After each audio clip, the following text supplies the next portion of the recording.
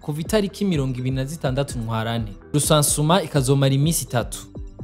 Nkuko tubisoma mu itangazo rihejeje gutegwa ku mukono na Martin Iteretse, umushikiranganje mu vyajejwe harimo intwaro yo hagati mu gihugu, ngo abanyamahanga bose bazoja kwisansumisha bibangikanije impapuro zibaho uburenganzira bwo kuba mu Burundi, impunzi nazo zikitwaza ikarata y'impunzi.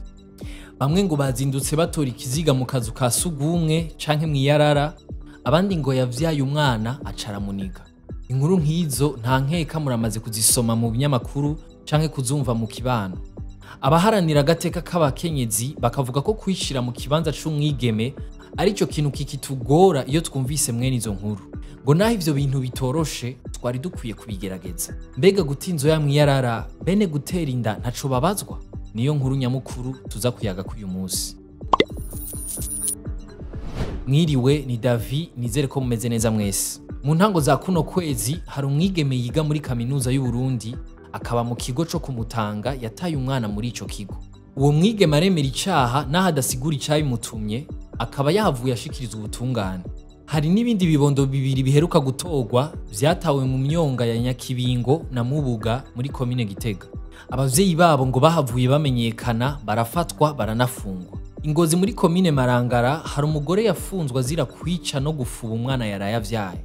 Kuwa 19 Gitugutu 2023, umushikiranganje ajejwe intwaro yo hagati Martin Iteretse yaragabishije abatwara inda z'ishushu ngo hagera kwandikisha umwana bakavuga ko batazi se, père inconnu.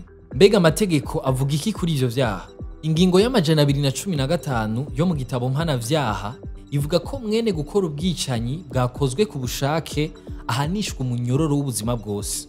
Bisigura ko abigeme canke abakenyezi bagirwa n'ico caha co kwica abo bibarutse bacirigwa uwo guherayo. Mu ngingo y'amajana 513 y'igitabo mpanavyaha ho havuga ko umuntu ata umwana ahanishwa umunyororo wo kuva ku mezi 2 gushika ku mwaka n'ihadabu y'ibihumbi 200 mu gihe yabikoreye mu kibanza gishikamwe abantu, no kuvuga aho wa mwana ashobora gutorwa n'abahita.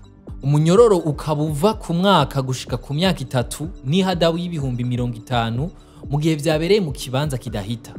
Ivyo bihano vyigwizwa na kabiri iyo wataye uwo mwana ari we yarasanzwe ajeje kumucungerera ubuzima imbere y'amategeko.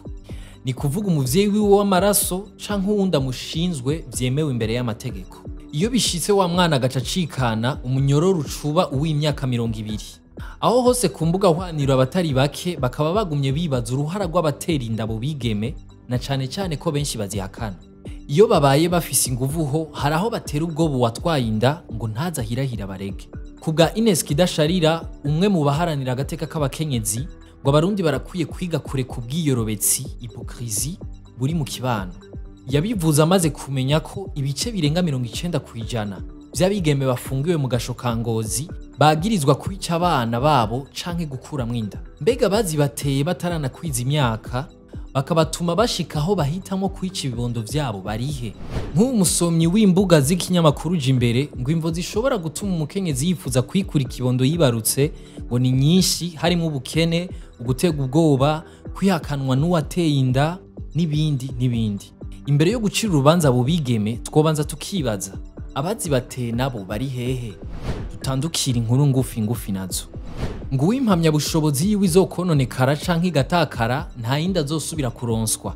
Ivyo vyanditswe na Paul Hakizimana hirya y'ejo kuwa 18 ntwarante.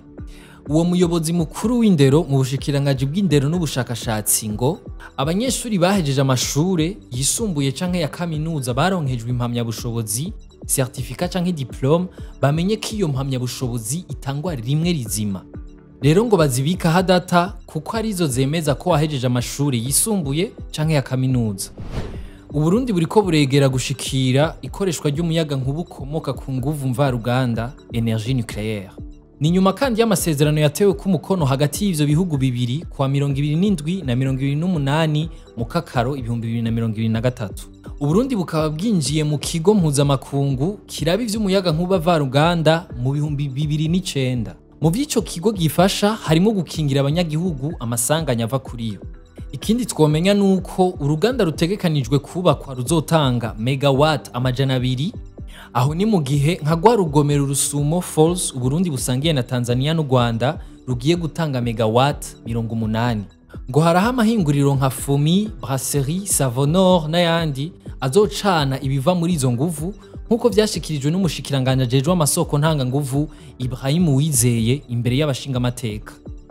Mwakoze kudukurikirana, aya makuru muyasanga ku mbuga zacu ahanje tuzosubira ejo.